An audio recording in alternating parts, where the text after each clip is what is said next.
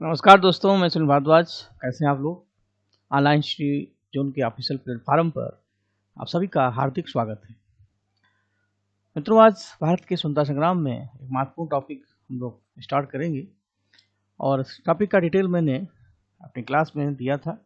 जो भी बच्चे रिकॉर्ड पैकेज के माध्यम से जुड़े हैं या जो भी क्लास के माध्यम से जुड़े हैं, बस उससे संबंधित जो मेन MCQ हैं, जो आए हुए प्रश्न हैं या जो संभावित प्रश्न हैं, उनको लेकर के आज MCQ सीरीज नंबर 9 और टॉपिक है एजुकेशन डेवलपमेंट इन इंडिया। एक शिक्षा का भारत में एक गौरवपूर्ण विकास रहा है। शिक्षा हमारे विकास की धुरी है, आधार है। और प्राचीन भारत से लेकर के आधुनिक भारत तक शिक्षा के लिए जो भी प्रयास हुए, चाहे वो आज़ादी से पहले हों चाहे वो आज़ादी से बाद हो, प्रयास तो प्रयास होते हैं। तो इसमें आपको मैंने बताया था कि प्रमुख कौन कौन से शैक्षिक संस्थाएं बनी, कौन कौन से शैक्षिक आयोग बने, कौन कौन से सुधार हुए। इनसे क्वेश्चन एग्जाम में कैसे बनते हैं? एक तरफ कमीशन दिए होंगे, आयोग दिए होंगे, जैसे सैंडलर कमीशन, वर्धा आयोग, राधाकृष्णन आयोग, कोठारी आयोग। इनका ईयर पूछा जाता है, कभी कभी इनका क्रम पूछा जाता है और कभी कभी इनसे संबंधित बाकी क्वेश्चन भी आते हैं। तो इस टॉपिक से जुड़े हुए महत्वपूर्ण प्रश्न है जो बच्चे TET, CTET, super TET, TGT, PGT, LT grade की तैयारी करते हैं, तो शिक्षा हर एग्जाम में इन्वॉल्व है। तो यहाँ महत्वपूर्ण है कि हम पर्टिकुलर किसी एक एग्जाम को देखें। तो एजुकेशन एक टॉपिक, एक भले ही एजुकेशन का हो लेकिन इसकी जड़ें गहरी हैं। तो इसमें प्रश्नों की सीरीज से एक अंदाज़ा मिल जाएगा कि हमें क्या पढ़ना है। और जो भी इससे संबंधित बाकी टॉपिक हैं उसके लिए आप ऑनलाइन सीजन का ऐप्स प्ले स्टोर से डाउनलोड कर लें। और जो भी रिकॉर्ड पैकेज है लगभग तैयार है और मार्केट में लगभग लॉन्च होगा। तो पूरे सिलेबस को सिस्टमेटिक तरीके से रखा गया है, हर टॉपिक के पीछे MCQ है। और पूरी उम्मीद है कि जो बच्चे क्लास नहीं भी कर पाते, इससे उनको ये फील होगा जैसे वो ऑनलाइन में ऑफलाइन को महसूस कर रहे हैं। तो बहुत मेहनत की गई इसके लिए। बाकी सब्जेक्ट भी जो है धीरे धीरे आते रहेंगे और बढ़ते रहेंगे। तो कोई डाउट हो तो आप कॉल करके इसके बारे में जान सकते हैं। और उसी कड़ी में अब हम अपने टॉपिक को आगे बढ़ाते हैं और सेशन शुरू करते हैं। सर्वप्रथम किस कमीशन के द्वारा पूरे देश के लिए एक समान शैक्षिक ढांचे की नई शिक्षा व्यवस्था शुरू की? एक समान का मतलब होता है एक equal education system. Kothari commission, राष्ट्रीय शिक्षा आयोग, मुद्रा आयोग और भारतीय शिक्षा आयोग। तो शिक्षा के समान ढांचे के लिए कोठारी कमीशन ने सुझाव दिया था। कोठारी कमीशन के बारे में अभी कई प्रश्न आके बनेंगे और दौलत सिंह कोठारी इसके अध्यक्ष थे और उन्होंने शिक्षा के विकास के लिए एक समान ढांचे की बात की या वकालत की। तो इसका आंसर होगा कोठारी आयोग। और कोठारी आयोग का गठन जुलाई 1964 में हुआ था। आगे बढ़ते हैं। किस वर्ष प्राथमिक स्कूलों में सुविधाओं को उपलब्ध कराने के लिए ऑपरेशन ब्लैक बोर्ड शुरू किया? Operation black board.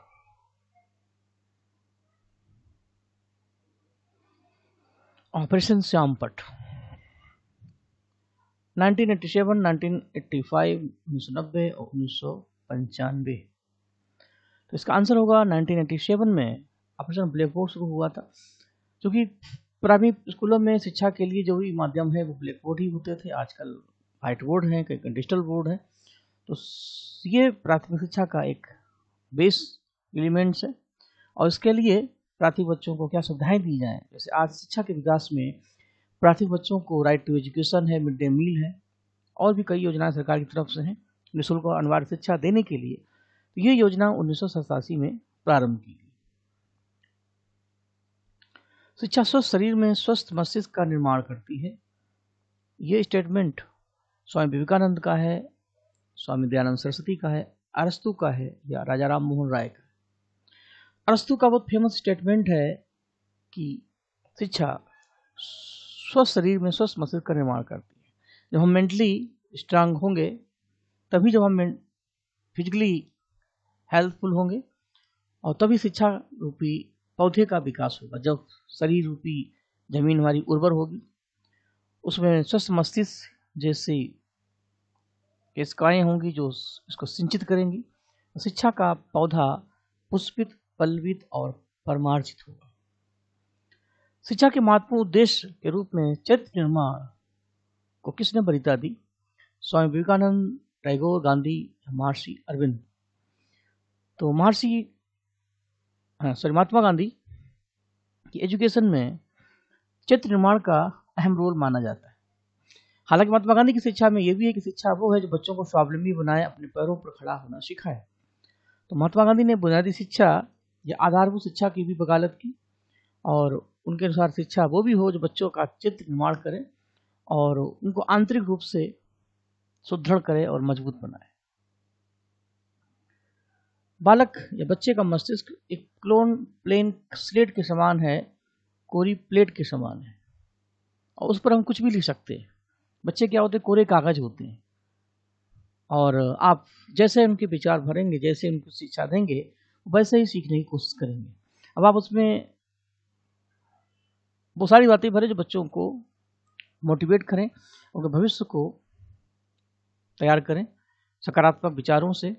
तो रूसो का ये स्टेटमेंट है, child mind is a plain slate, कोरी स्लेट के समान है या कोरे कागज के समान है। अगला स्टेटमेंट, परिवार शिक्षा का सर्वोत्तम स्थान है और बालक का ये प्रथम विद्यालय है। House is a first school of a child. ये कथन है रूसो का, पेस्टोलॉजी का, जॉन डेवी का और सुकरात का। पेस्टोलॉजी एक फेमस शिक्षा शास्त्री थे जिन्होंने अपनी शिक्षा में शिक्षा की जो प्रारंभिक अवस्थाएं हैं उनकी वकालत की कि बच्चों को किस तरह की शिक्षा दी जाए। तो परिवार के अनुसार शिक्षा का एक सर्वोत्तम माध्यम है, और सबसे पहले बच्चा अपने परिवार से सीखता है, अपनों से, अपने परिवारों से, अपने सदस्यों से, और उनकी जो नींव होती है वो परिवार ही तैयार करते हैं। अगला क्वेश्चन है, the father of modern education. आधुनिक शिक्षा के जन्मदाता कहा जाता है लॉर्ड वेलेजली को, चार्ल्स ग्रांट को, राजा राम मोहन राय को, ईश्वर चंद्र विद्यासागर। इसमें महत्वपूर्ण जो नाम है वो है चार्ल्स ग्रांट का। चार्ल्स ग्रांट को आधुनिक शिक्षा का पिता कहते हैं क्योंकि लॉर्ड मैकाले ने जो फिल्ट्रेशन थ्योरी प्रेजेंट की, अधो निषेधन सिद्धांत या छनाई सिद्धांत, उसके माध्यम से भारत में अंग्रेजी शिक्षा को माध्यम बनाया गया। शिक्षा का अंग्रेजी भाषा को भारत में इंग्लिश शिक्षा को मोटिवेट किया गया। अंग्रेज चाहते थे कि भारतीय जन्म से तो भारतीय हों और दिमाग से वो अंग्रेज हों। तो जाहिर बात है सरकारी कार्यों के लिए भारतीयों की मदद चाहिए थी, तो वो चाहते थे कि जितना अंग्रेजी शिक्षा का विकास होगा उतना ही भारत में रहना आसान हो। और इसीलिए चार्ल्स ग्रांट ने अंग्रेजी शिक्षा को माध्यम बनाते हुए भारत में इंग्लिश स्कूल्स का, विद्यालयों का एक जाल सा बनाया। लगभग हर प्रांत में, हर स्टेट में इसकी शुरुआत की गई। तो मैकाले ने यदि अंग्रेजी शिक्षा का माध्यम शुरू किया, तो चार्ल्स ग्रांट ने अंग्रेजी माध्यम से, इंग्लिश मीडियम के विद्यालयों के माध्यम से इस विचारधारा को आगे बढ़ाया। इसलिए चार्ल्स ग्रांट को हम मॉडर्न एजुकेशन का फादर बोलते हैं। तो इसमें भी आंसर होना चाहिए। Simon commission. साइमन कमीशन ने शिक्षा के क्षेत्र में हुए विकास की समीक्षा के लिए किस समिति की स्थापना की? देखिए, साइमन कमीशन की जो भारत यात्रा हुई वो हम लोगों ने पढ़ा था, वो 28 में हुई। भारत में ये 2 बार आया था, और इसका मेन मोटो था अधिनियम 1919 की जांच करना, समीक्षा करना। और साइमन कमीशन ने शिक्षा के क्षेत्र में जो विकास हुआ, यहाँ पर ध्यान दीजिएगा, शिक्षा के क्षेत्र में इसकी समीक्षा के लिए एक कमेटी बनाई थी। तो ये कमेटी कौन सी है? ये है हार्टोंग कमेटी, जो 1929 में बनी थी। साइमन कमीशन की भारत यात्रा के 1 साल के बाद हार्टोंग कमेटी। ठीक, तो उसका आंसर ए होगा। भारत सरकार ने कोठारी आयोग की सिफारिश नीति का निर्धारण किस वर्ष किया?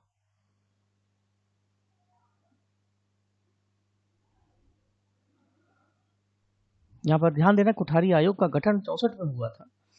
इसकी जो सिफारिश कोठारी आयोग ने की थी भारत में शिक्षा के विकास के लिए, जो अपना सुझाव पत्र प्रस्तुत किया सरकार को, उसका निर्धारण कब किया गया, यानी इसकी सिफारिश को कब स्वीकार किया गया? 1968 इसकी सिफारिशें लागू की गई।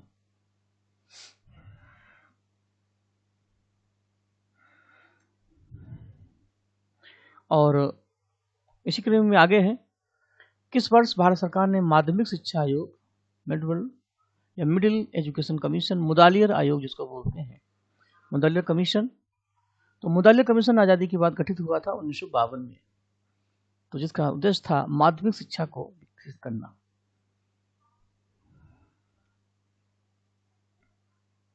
भारत सरकार ने किस एक प्रस्ताव के द्वारा विश्वविद्यालय अनुदान आयोग यानी यूजीसी के तत्कालीन अध्यक्ष एच.डी. कोठारी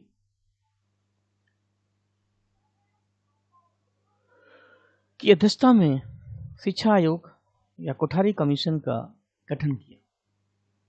तो सिंपल भाषा में कहें, कोठारी कमीशन की नियुक्ति कब हुई, इसका गठन कब हुआ? इसका गठन 14 जुलाई 1964, 65, 64, 14 जुलाई, 14 अगस्त, तो 14 जुलाई 1964 को बनता है कोठारी कमीशन, दौलत सिंह कोठारी, DS कोठारी, इसमें लिखा है HD कोठारी लेकिन होगा DS कोठारी, जिसकी रिपोर्ट को स्वीकार किया गया था 1968 में। विश्वविद्यालय अनुदान शिक्षा आयोग, यूनिवर्सिटी एजुकेशन कमीशन की स्थापना किस वर्ष की गई?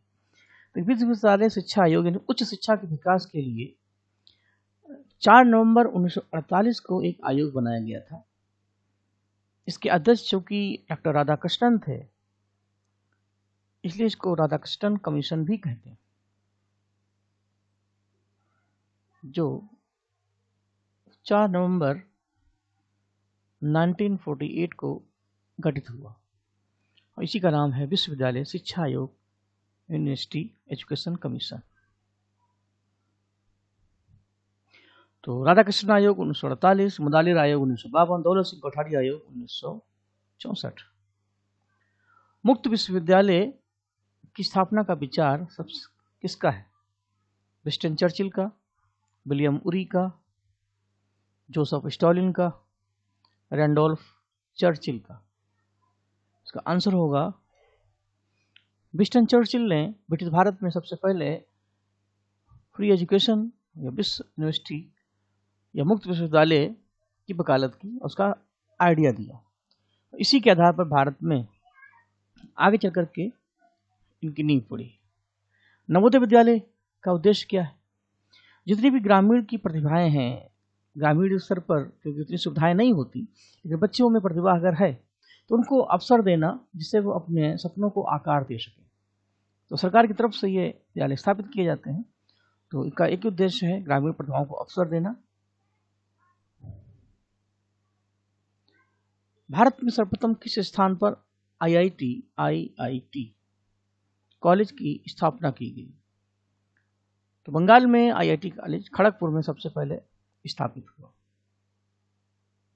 वेस्ट बंगाल।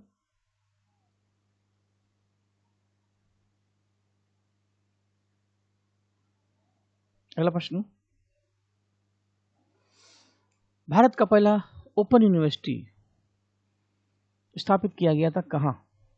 अभी मैंने बताया था कि ओपन विश्वविद्यालय की अवधारणा को विंस्टन चर्चिल ने स्थापित किया था और उसी के आधार पर हैदराबाद में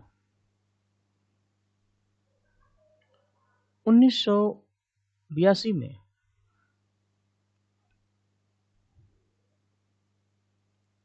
BR अम्बेडकर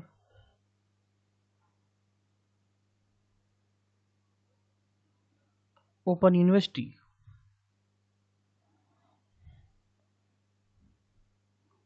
की स्थापना हुई। डॉक्टर BR अम्बेडकर मुक्त विश्वविद्यालय हैदराबाद 1982 और इसके फाउंडर यानी संस्थापक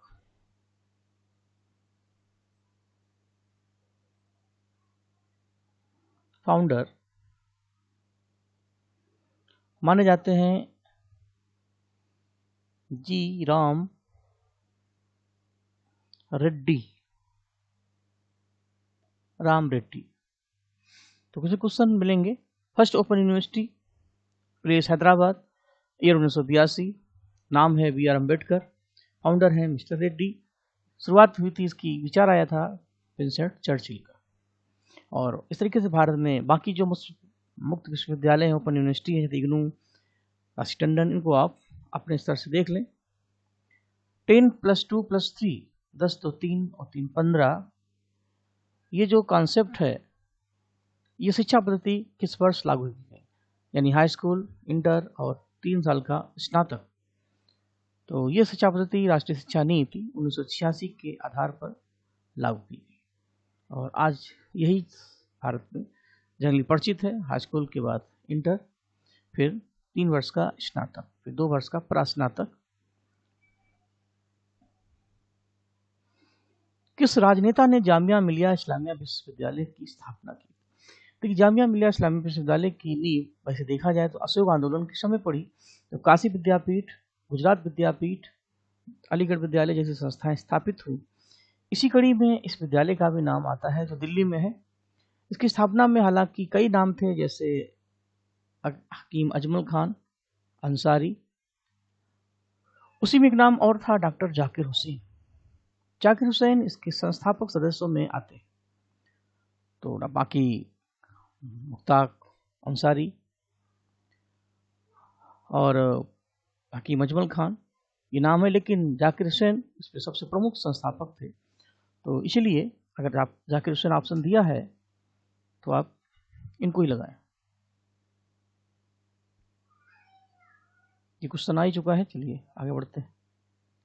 नव विद्यालय का उद्देश्य, क्वेश्चन रिपीट हो गया, चलिए कोई बात नहीं। ऑपरेशन ब्लैक बोर्ड 1987 से 88 के बीच शुरू हुआ था।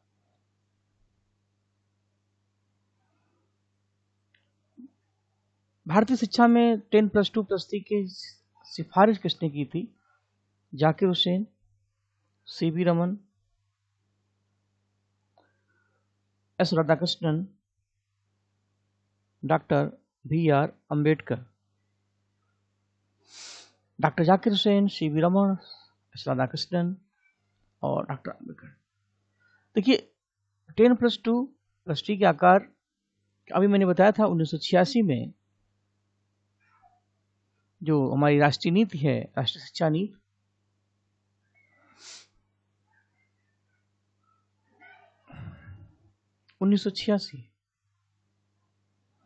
इसमें ये इसकी सिफारिश हुई। लेकिन आज़ादी के समय, ये तो आज़ादी के बाद की बात है ना, आज़ादी के समय इसकी सिफारिश की बात करें, सबसे पहले सर्वप्रथम तो डॉक्टर जाकिर हुसैन ने, जो फेमस शिक्षा शास्त्री थे, इसकी वकालत की और आगे चलकर के राष्ट्रीय शिक्षा नीति में इसको अप्लाई किया गया। तो उसका आंसर जाकिर हुसैन होगा। यूजीसी विश्वविद्यालय अनुदान आयोग की स्थापना। देखिए, यूजीसी के गठन का जो सुझाव दिया गया था वो राधाकृष्णन आयोग के सुझाव पर माना जाता है और राधाकृष्णन आयोग का गठन 1948 में हुआ और उसी के आधार पर राधाकृष्णन आयोग यानी विश्वविद्यालय शिक्षा आयोग, उसी में सिफारिश की गई थी कि एक ऐसी संस्था का गठन हो जो शोध के क्षेत्र में, अनुसंधान के क्षेत्र में ग्रांट उपलब्ध कराए। इसी की संस्तुति पर विश्वविद्यालय अनुदान आयोग की स्थापना 1956 में की गई। ठीक है। सर्वप्रथम विश्वविद्यालय शिक्षा आयोग या राधाकृष्णन आयोग के अध्यक्ष कौन थे? नाम भी फिलहाल क्लियर है, नाम ही इसमें दिया है राधाकृष्णन, तो फिर नाम ही हो जाएगा डॉक्टर एस राधाकृष्णन, जो राधाकृष्णन आयोग के अध्यक्ष थे, जो गठित हुआ था 1948 में। तो प्रश्न लगभग सारे कहीं ना कहीं पूछे जा चुके हैं, तो एक आइडिया दे दिया कि इस तरीके से आप तैयारी करें। और प्रश्नों की तो एक लंबी सीरीज है, आप कहीं से भी बुक्स के माध्यम से, नेट के माध्यम से इसको कलेक्ट करें। लेकिन ये था कि टॉपिक के बाद प्रश्नों की सीरीज अगर रहती है तो कम से कम हम एग्जाम ओरिएंटेड अपनी तैयारी कर सकते हैं। राधाकृष्ण आयोग की संस्तुति संबंधित थी उच्च शिक्षा से। यह आयोग गठित हुआ था 1948 में। तो इसका आंसर होगा हाई एजुकेशन, क्योंकि इसका नाम ही है विश्वविद्यालय शिक्षा आयोग। ठीक, इसका गठन हुआ था 4 नवंबर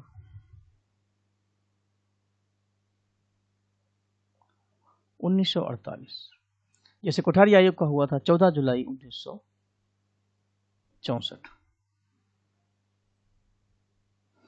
अधोगामी निस्पंदन सिद्धांत, डाउनवर्ड फिल्ट्रेशन थ्योरी, इसको छनाई सिद्धांत कहते हैं। अभी मैंने बताया था ओरल की ये दिया था मिस्टर मैकाले ने।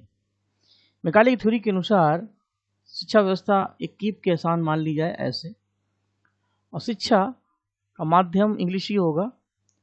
ये ऊपर से नीचे की ओर दी जाए, और पहले उनको दी जाए जिनको ज़रूरत है, कि भारत में नंबर ऑफ पॉपुलेशन अधिक है, तो कई ऐसे वर्ग हैं जैसे किसान हैं, मजदूर हैं, उनको इंग्लिश माध्यम से देने की कोई आवश्यकता ही नहीं है। उनका जो बेस है, बॉटम है, वो काफ़ी ब्रॉड है। लेकिन जहाँ लोग कम रहते हैं वहाँ पर अगर एजुकेशन दी जाएगी, तो जिनको जो हमारे पढ़े लिखे लोग हैं, जैसे वकील हैं, शिक्षा शास्त्री हैं, ऑफिसर्स हैं, प्रशासनिक अधिकारी हैं, तो इनके माध्यम से ये सबको मिलेगी। ऐसे जैसे आप ऊपर से पानी डालेंगे तो इधर एरिया कम है, ये पानी धीरे धीरे सबको कवर कर लेगा। इसी को बोलते हैं छनाई सिद्धांत। अब इसको अगर हम ऐसे बना दें यूं, तो जिसको नहीं चाहिए वो भी लेगा, और जिसको चाहिए वो बाद में लेगा। तो इसीलिए मैकाले ने इसको पलट दिया, पहले उनको दिया जाए जो आवश्यक है, वो आम आदमी को डायरेक्ट नहीं तो इनडायरेक्ट माध्यम से मिलेगी।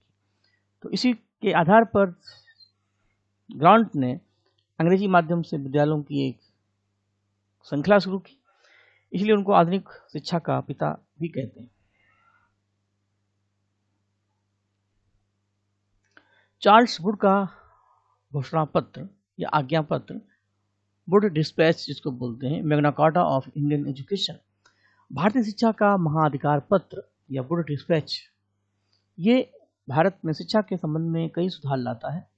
ये प्रकाशित हुआ था 19 जुलाई 1854 को, और चार्ल्स वुड के नाम से ये फेमस है। इसमें शिक्षा के लिए कई सुधार आए, महिला शिक्षा की वरीयता दी गई, महिला शिक्षा का समर्थन किया गया, अनुदान की व्यवस्था की गई, कई ऐसे सुधार हुए जो शिक्षा व्यवस्था को एक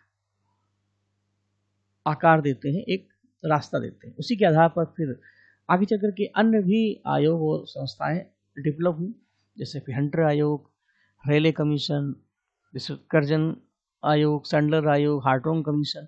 धीरे धीरे समय समय पर इसका विकास होता गया।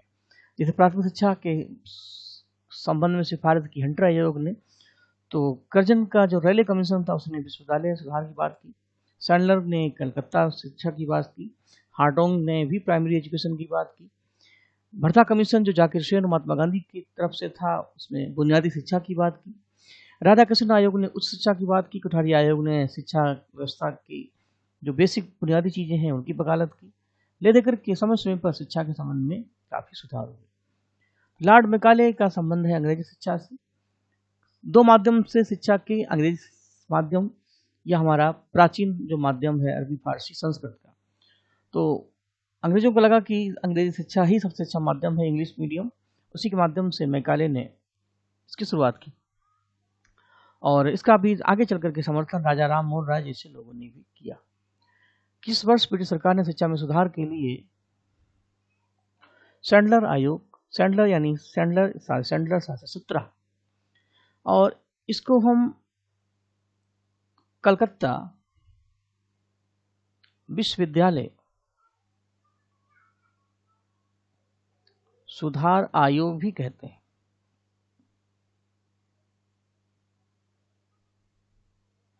कलकत्ता विश्वविद्यालय में सुधार के लिए, शिक्षा में सुधार के लिए गठित हुआ था 1917 में, जब महात्मा गांधी ने चंपारण आंदोलन की भारत में शुरुआत की।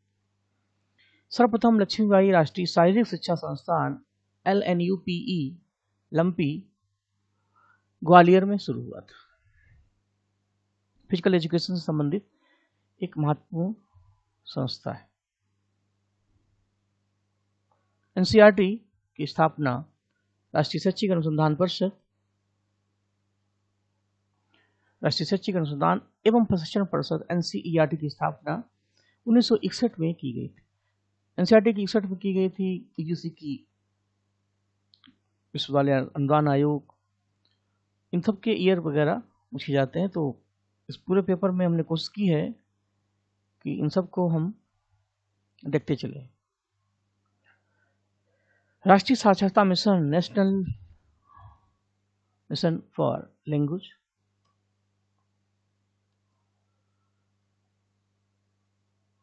या national literary mission, national literacy mission.